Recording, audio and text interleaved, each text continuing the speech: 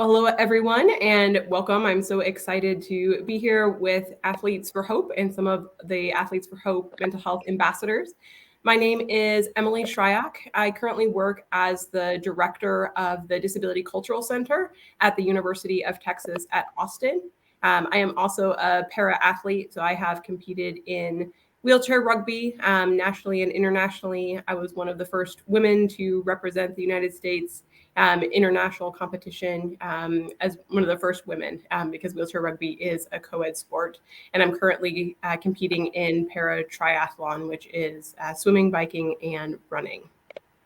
So very excited to be here today and kind of blend my personal and professional experience in moderating this panel. And so we'll go ahead and dive into it. And I will turn it over to Jenny to do your introduction.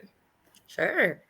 Thanks, Emily. Hi, everybody. My name is Jenny Sichel. I am a 2016 Paralympic silver medalist in the sport of rowing. And then I also switched over to coaching Paralympic rowing for the 2020-2021 games. I don't know how you want to say that. But outside of that, I work as a disability advocate and work in disability advocacy, I should say. But yeah, I am one of Athletes for Hope's mental health ambassadors. So I'm excited to be here and chat with y'all. Great. Thanks, Jenny. Isaac, you want to go next? Yes. My name is Isaac John Paul. I am a 2021 Paralympian from the Tokyo Paralympic Games for track and field. I am a bronze medalist in the long jump from the last Paralympic Games as well. I am currently still an athlete, but I'm also coaching at San Diego State University as the sprints and jumps coach for the adaptive athletic program. Where else can I go? I just started being an ambassador for Athletes of Hope. So this is my introduction. So I'm happy to be here and willing and able to spread my knowledge and receive knowledge. Great. Well, glad to have you on board, Isaac. And Lacey. Sweet. Hi, everyone. My name is Lacey Henderson. I am a teammate of Isaac Jean Paul in para track and field. I do long jump. I'm a Rio Paralympian as well.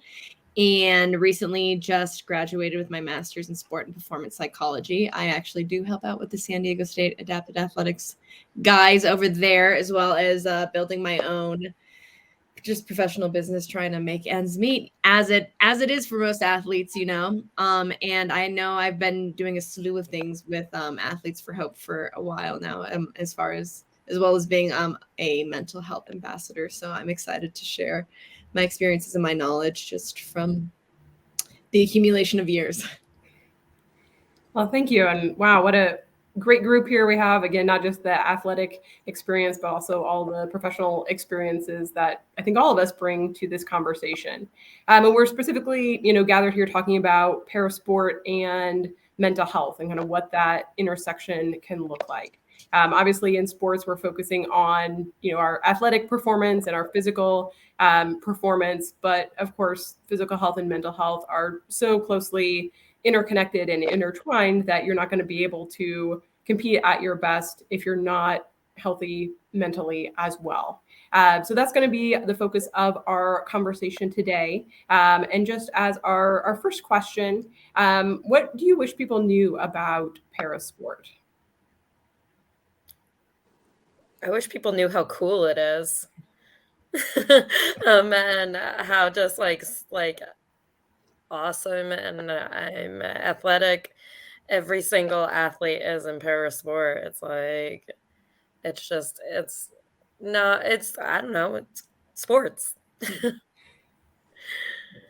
Yeah, I would second that. I wish people knew how cool it was, and it's not like something where you can just it's like a pat on the back type cool. It's like, wow, impressive. Yeah. So yeah, I would second that motion. I think I'm going to be a little bit of devil's advocate, I think a little bit. One of my big fears about Paralympic sport, that I feel like people don't understand is like right now we're seeing like a lot of like the social justice movement of parasport, and we're getting the inclusivity of disabilities. But from what I've seen, the way that it's been developing so far, my biggest fear is that it's going to be turning into what I call the privilege Olympics. So it's not going to be actually reflective or representative of greater populations in the world. Like we even see now, just the way the disability is viewed in a lot of different global societies, like we don't see those teams at our games. Like we don't see a lot of African countries. We don't see a lot of Latin American countries that are good development. So my fear is that while the disability inclusion movement is growing in certain countries, that there's going to be a lot left behind. And I think that like speaks to a greater whole on like missing, ironically, representation, like within probably the world's largest minority.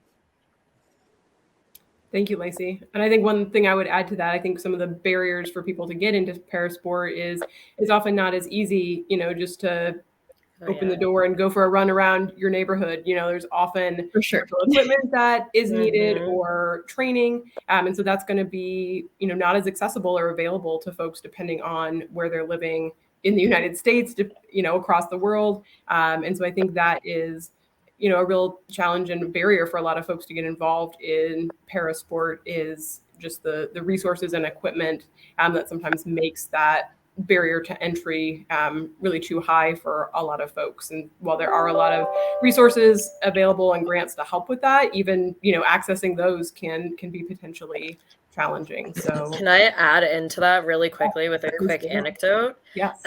So Lacey, I like 100% agree with you on that. And I mean, I'm actually right now in Europe, and I was coaching an international para rowing camp. And we actually had 2 athletes from Nigeria who were supposed to be coming, but they started the process in January to get visas to come. That's not enough time. And yeah, it's like not nearly enough time. And so they just ended up not coming. And that's a huge access issue. And then we had another athlete who wasn't going to be let on the plane because she's a double amputee, uses a wheelchair, but she didn't have a handler with her. Yeah, and you're again, like she had to fight to get on the plane coming from, I think she was coming from Kenya. And so it's like, I mean, I have Africa like I'm in my examples, but that's not only Africa. Like some NGBs, national governing bodies, aren't even recognizing certain para athletes, even in developed countries. For sure. So. I know I had the pleasure of doing Sport Envoy last year in Peru. So we it was really cool. We got to like go into like local municipalities and talk about like why disability visibility is important, how like, you can identify para identity. And again, it's like so many cultures and societies don't view disability as something that should be celebrated, cultivated, like inspiring into sport. A lot of people, if you acquire a disability later in life, like I did, or even if you're congenital, like they hide it. And so I think that like, without being careful, I think is a greater whole for Paralympics to do a better job, I think, as far as marketing and like the incentivizing that disability sport is cool. Cause we are fully bought it. And like, this has made my career, of course. Like, I think it's so, like super cool. But I it's just my fear that like, we're going to only see the countries that have access to I'm a leg amputee. So like the people that are doing really well in like the categories are the ones that get like the highest grade technology, the most cutting edge things. And like, if other countries are lucky, they get donations, they get grants, they get used equipment. And again, it's not reflective on the actual ability of the athlete, in my opinion. So. Yeah, it's an interesting conundrum, isn't it? That as parasport has evolved, and become kind of this higher level of achievement, if we don't kind of bring everybody along with us, then it does become something that can exclude instead of, bring people together and provide everyone with those opportunities. For sure. I think another thing. No, and I think I've had this conversation a lot. I think like Isaac also like is in a good position to talk about this, like with my teammates. Again, like I'm fortunate in a weird way that like as a leg amputee, it's very visible. It's very cool. Yeah. You wear the running blade, great for marketing. But again, I call it like, I'm like, if you don't have a sexy disability that photographs well, like you lose a lot of opportunities. And like, even in that case, you see a lot of like, at least in track and field, like there was event viability issues in Tokyo because there weren't enough people to fill lanes. And yeah, I think that like not having like the sexy disability, you know, the marquee disability that they're currently using right now, like is potentially more problematic for countries that like could also be developing their athletes with CP or like muscle mobility issues, the visual impairment athletes. But yeah, you know, we can often miss that. yeah, definitely agree with you on that. Especially to, add to it, it's like there's so many disabilities out there, and the focus is only, particular disability. So all the other disabilities are just like, oh, okay, you have a disability. Okay, but what about this person? You know what I'm saying? I'd rather Yeah. see someone with one leg run before I see somebody that's visually impaired where you don't see their disability. You probably wouldn't have even known that I had a disability if I didn't tell you. So like, yeah, thank you for adding that, because I was just about to say the disabilities that you can't see. For sure. I think like it's a weird hierarchy of disability in the world, for sure. I feel like, and that's very much like, I mean, working in disability advocacy, like there is that sort of hierarchy in media marketing, but I feel like it's also very much like involved in disability sport and parasport. And like, I mean, not only in marketing, but like even in when you're trying to find athletes or whatever it may be, like in rowing, we look for specific, you don't look for specific disabilities, but like if you want to work with an athlete to become a Paralympian, it's going to be really hard sometimes to have an athlete. I mean, this is horrible to say, Lacey, but like with an amputee. If you're a single leg amputee in rowing, it's going to be really tough. It's super hard. Yeah, that's going to be just because you don't have the same thing that like someone with a club foot would have, but you're included in that category. Yeah. Yeah, I think that there's like a weird inequity, because again, you're never going to across the board, like you're rarely will you find like the same disability. So that's like, you know, the issues with categories, and even like the issue of like sport as a business, right? Like if you're on a team sport like rowing, like, I don't know a lot about rowing, but I'm assuming you're like, we got to fill these spots. Yeah. Find somebody You got to make a boat, and then you got to qualify a boat. Yeah, not like just like, an individual. That's business. You can't have all arms. Like you can't like you have to, like have.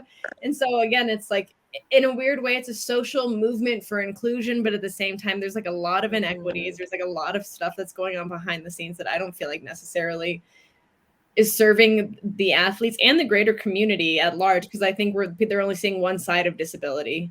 And I mean, there's a lot more of like the social and emotional experience of being a disabled person in the world than just trying to make a team. Although that's also very hard. Thank you. I think that's a perfect kind of segue to our next question. And I feel like there was so much that was brought up even in just that first question that we could have, explored in a lot of different ways. But kind of transitioning to that next question and thinking about that, the whole body athlete, the whole human athlete, what are the social and emotional aspects? I'd love to hear from you. Kind of what are some of the mental health aspects that you have experienced through sport? Is that directed to a particular person, or anybody can just jump in? That is open for anybody who wants to. Go, Isaac. I think you should go, Isaac. For sure. Can you repeat that question one more time so I make sure I answer it? Yeah. So what are some of the mental health challenges that you've experienced through sport? Oh man, a lot. So where can I start? So to be honest, I just started the Paralympics probably 6 years ago. That was my first introduction to the Paralympics, was in 2017. Prior to that point, I was involved in able-bodied sports, went to college, competed at the highest level within track and field, went to USA's, and I had aspirations of making it the Olympic team in 2016. But I got hurt, and then I found out that I have a possibility to be part of the Paralympics based off of my disability. So I got involved through connections, through other athletes that's currently running now. And that's when I was introduced to my disability, like face first. You know what I'm saying? Like I use sports to run away from my disability. Now my disability is like right in my face. It's the very thing that I have to like face every time I step on the track now. I'm no longer the raw athlete. I'm the blind athlete or the disabled athlete. So having to understand that kind of weighed heavy on my confidence because I didn't want to be known as someone with a disability. I just wanted to be like everybody else. Like I wanted my athleticism to define who I was, not my disability. And when I moved to the training center, it was like, oh, you're visually impaired. You're a T13. You're not the aspiring Olympian anymore. Every time I would tell somebody, oh, I'm training for the Olympics too, they'll look at me, be like, okay. But they didn't know that I was a national champion in college. I'm 3 inches off the Olympic standard, what I'm saying, for the high jump. They don't know how close I am because I wasn't there to train for the Olympics. I was there to train to be a Paralympian. So I kind of battled that because I wanted people to recognize me as an Olympian. And I was kind of in denial, I don't want to be a Paralympian. That was nothing that I looked forward to. I want to be the best in the world. And the only way I could do that is by winning the Olympic Games. And so as I started to train more and more at the training center, my disability would be more in the forefront, especially when it came down to my events. So I'm a long jumper. Well, by trade, I'm a high jumper. Like that's my baby. Like you can't tell me nothing I don't know about the high jump. That's my thing. And so in the high jump, in the long jump, it's two different jumps. My high jump, I'm like a power jumper. I gotta reach and explode up vertically. For the long jump, it's more so of a run off the board, like you're running in air. So two different concepts. So when I would transfer over into the long jump, I would take my high jump into play. I'm a good long jumper, but by trade, like I know how to jump by reaching. And so every time I would reach, I would foul in the long jump. And every time I would foul, the one thing that my coaches and the athletes around me would say is like, "Hey, you're blind. Why are you looking at the board? Stop looking at the board. You're blind anyway." And so I never said anything about it. Like I never really tried to say, hey, that's not cool. Because in my mind, that's what you're supposed to do as an athlete. You're supposed to take that verbal abuse. And at the same time, I'm trying to feel accepted. I'm trying to find acceptance. And if I speak up, like they gonna look at me like, you think you is like y'all, you know what I'm saying? Like I just didn't know what to do. All I did was allow it to keep happening. And then it took like one joke where that was that one straw that broke the camel's back, and they made a comment about we were talking about basketball or something, right? And I made a comment about a team beating another team, and one of the coaches said, oh, you know why Isaac thinks that team is going to win? Oh, it's because he's blind, he can't see the game. And so all of this stuff that was being said about my vision, even though it may have not been in a malicious way, but I'm pretty sure in your workspaces, if a male was to make an inappropriate comment about a female, what I'm saying, that wouldn't be acceptable. So why is it acceptable to make fun of somebody with a disability? So I understand that it probably wasn't malicious, it wasn't meant to hurt me, and maybe I should have spoken up sooner. But at the end of the day, these things happen, and I think it happened because of the lack of empathy for those with disabilities, and a lack of education, and how to work with people with disabilities. Because if you knew me as an athlete, I'm a tactile learner. So if you were to teach me how to feel my way in the long jump, maybe I wouldn't reach. Instead of making remarks about my vision or this, what, or that, try helping me understand how I can accomplish this, knowing that I have a challenge in front of me that may be enabling me to do so. But long story short, all those things that were said about my vision, I start to believe that. So my origins of sport came from playing basketball, and I was amazing basketball player. And when I would play sports, I felt like a superhero. Like you couldn't tell me anything, and my vision didn't matter as a kid. But now, as I grew older and these jokes were made, it was just like I started to become paralyzed. I felt like I couldn't play basketball anymore. I couldn't because I was blind. I felt like I couldn't see certain things. I started to believe these things and made excuses to why I couldn't do things that I normally can do and used to do. And so to get out of that little like funk that I was in, I took up another event and I started to sprint. And when I started to sprint, I realized how good I was in sprints. I had never sprinted before. I was always a jumper. And I started to grow my confidence back in my ability to just be an athlete.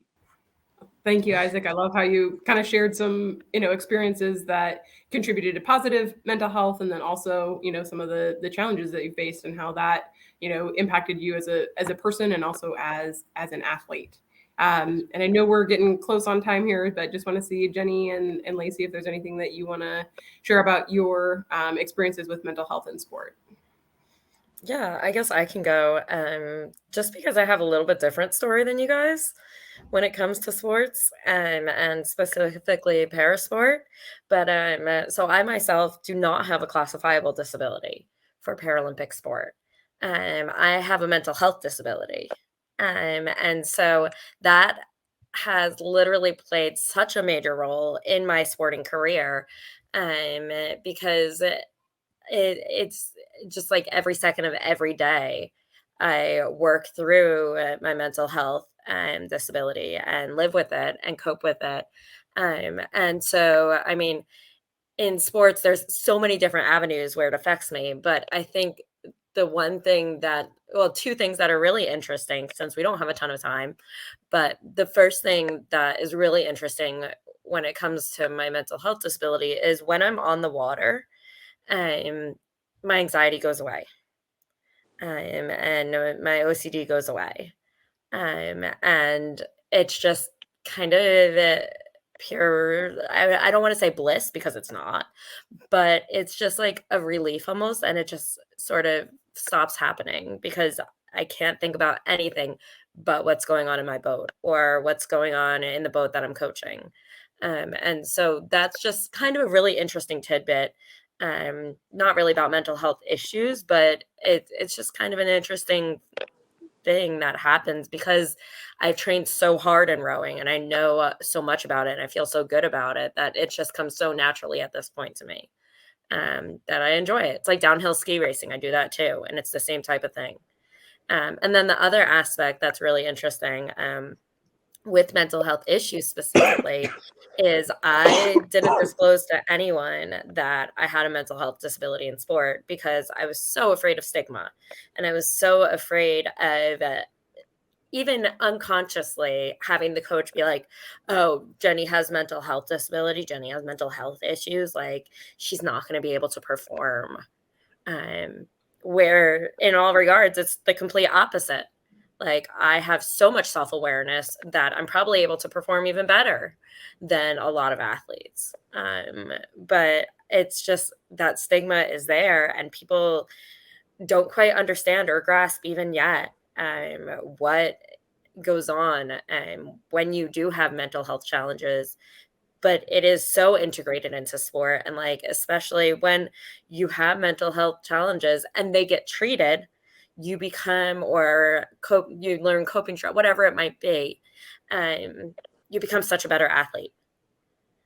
And there's no doubt to that. And so there's absolutely no reason that any coach or any athlete should feel that they can't say something, or can't speak up, because you're only going to become better.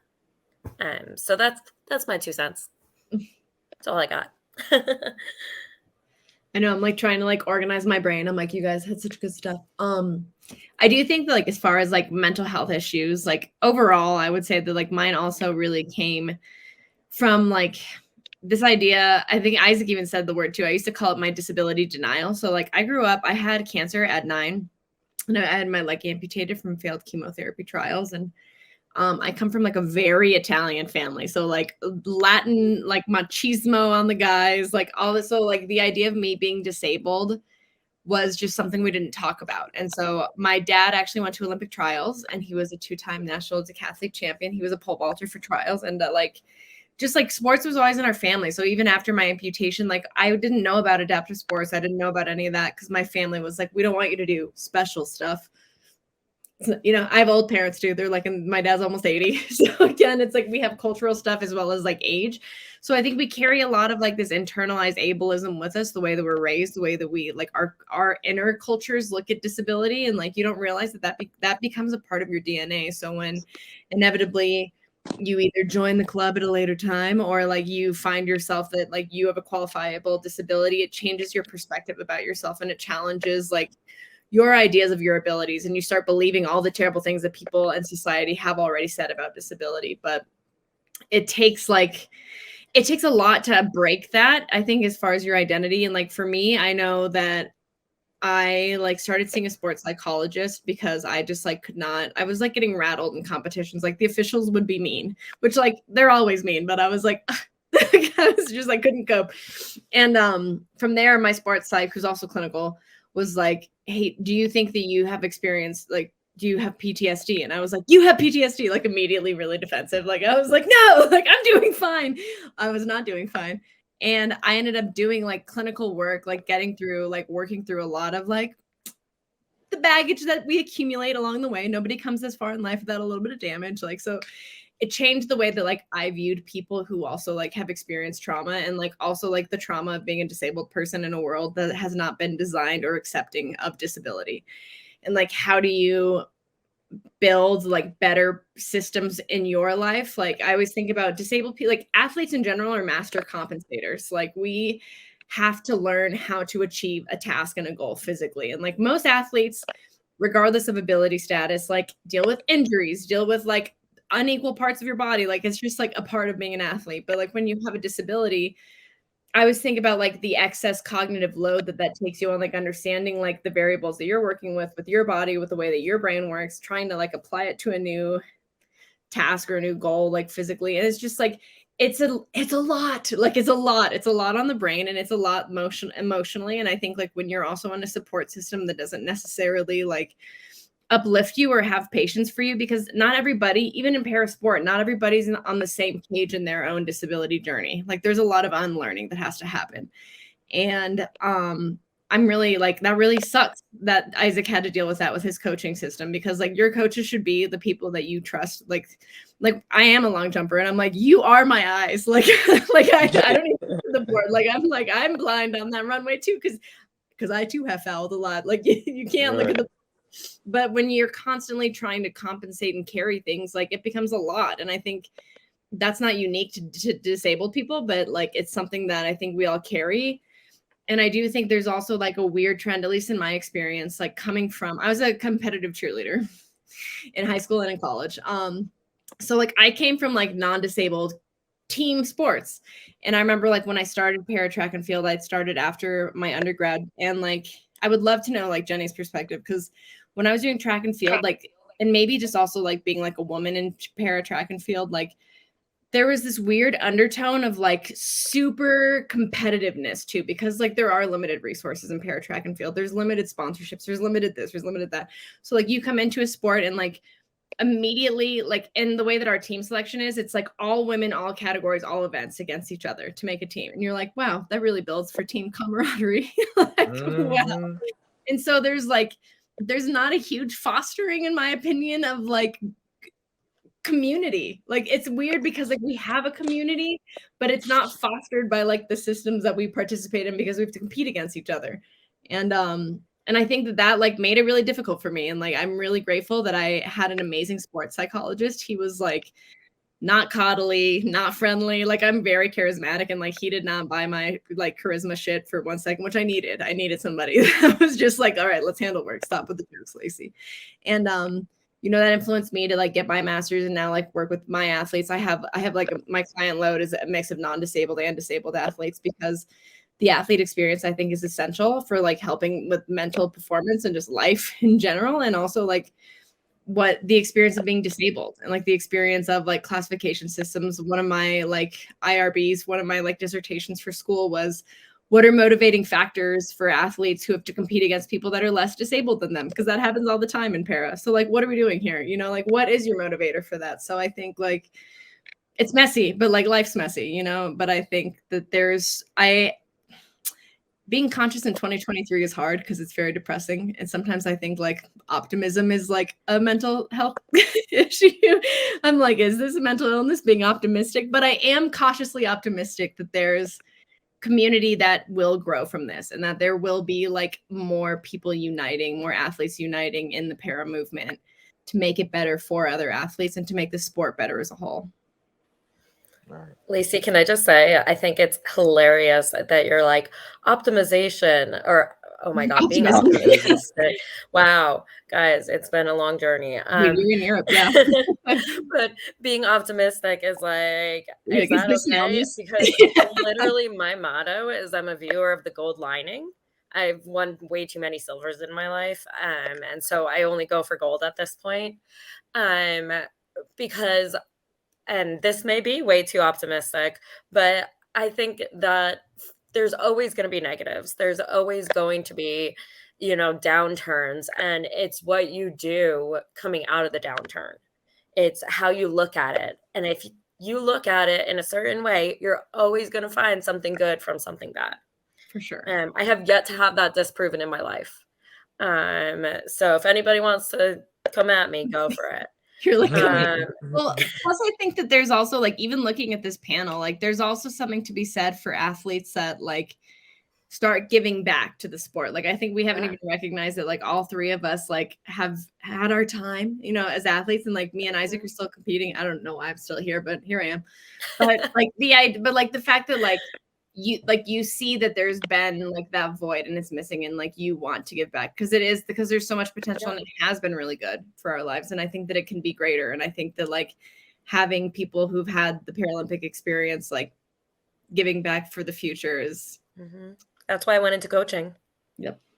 Part of the reason, because I have had so many different coaches, and I know what I like and what I don't like. What's good and what's bad. And I want to be able to bring that to the next generation of athletes, and para athletes specifically. So that's so cool. Yeah. Well, thank you all for sharing those personal stories and experiences. I think, you know, being a mental health ambassador through Athletes for Hope, having these types of conversations, you know, in more public spaces, I think that is a way to, like you said, give back, kind of illustrate and highlight some of the challenges and some of the ways that we deal with those challenges. You know, Lacey, I resonated with when you said, you know, as athletes, you know, if you have an injury, of course you're going to get treatment for that. You're not just going to kind of push through that and be like, oh, I'm sure it'll be fine. It'll heal by itself, you know, and that's, you know, I don't think we're quite there yet, you know, with mental health, of recognizing, you know, this is something that's having an impact on me, or, you know, I feel like I could be stronger in this area. I'm going to seek help for that. I'm going to, you know, find community around that. And so I think we're still working on that. But from an athlete's perspective, you know, we're so much ingrained in our physical bodies and training that hopefully that's, you know, a way that kind of translates to helping mental health be more talked about, more accepted, more normalized. That is something that we all deal with, and there are supports and resources out there to thrive and succeed through that and be as strong mentally as we are physically as athletes. Agreed. Well, this has been a wonderful conversation. I wish we had time to dive into more of our questions, but before we wrap up, I'll just see if anybody has any kind of closing thoughts or statements that they want to share today. Be your own superhero. I love it. I was going to say parasports are cool. Mental health is cool. You know, think about it. I agree. I'm like, co-sign all of the above. Yes. Well, thank you so much. It was wonderful to get to have a time to have this conversation today, and hopefully we'll be able to connect and continue having these conversations moving forward.